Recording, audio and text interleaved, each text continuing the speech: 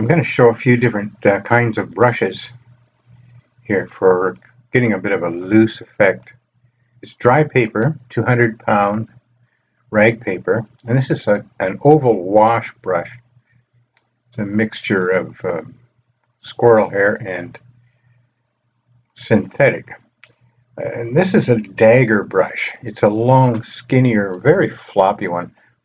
A little harder to control, but you can see it kind of jumps around. Does what it wants to do, so it does help you get kind of a loose look.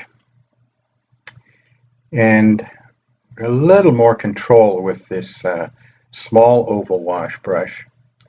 I'm just using cadmium yellow here on dry paper. But you can tap this brush and it lets go of the wash pretty easily, so if you want bits of splashes and things, add a little bit of orange to that. And the center of these flowers, I want them dark, so I'm going to use burnt sienna mixed with a bit of violet just to keep the red darks strong, but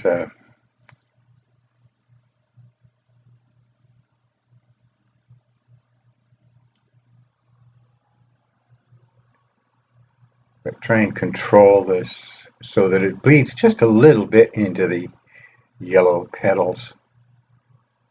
Even though the paper is dry, the wash is still wet from the first pass through. And we've gone to a big, this is about number 14 regular synthetic round brush. All my brushes are synthetic, mostly synthetic. Some of them have a bit of a blend in them, some with red sable, but no pure sable brushes anymore. Synthetics are so good and they're so inexpensive. Now I want to cut a bit of background. I don't want to outline it though. I want to just paint an edge up to the flowers. A bit of cobalt blue. I don't mind overlapping the other washes a little bit here and there, just so you don't get the look of an outlined effect.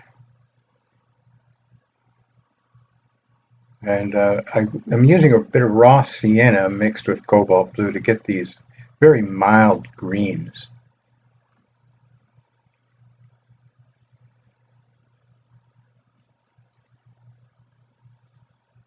Here again, trying to find places to contrast the edge of the flower without drawing a line around it. So pushing shapes in behind it. Even to get this kind of loose and splashy look, it requires some care in a lot of places. Otherwise, it just gets loose and messy rather than fresh.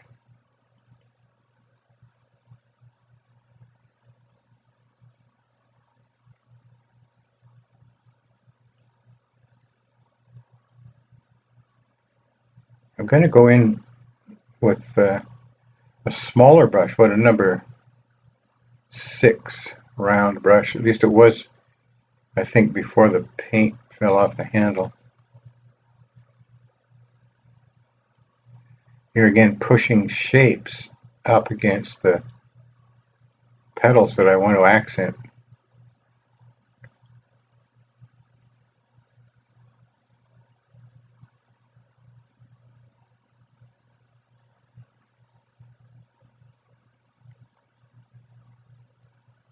Sometimes these cool blues and violets nicely contrast the yellows and oranges, and greens.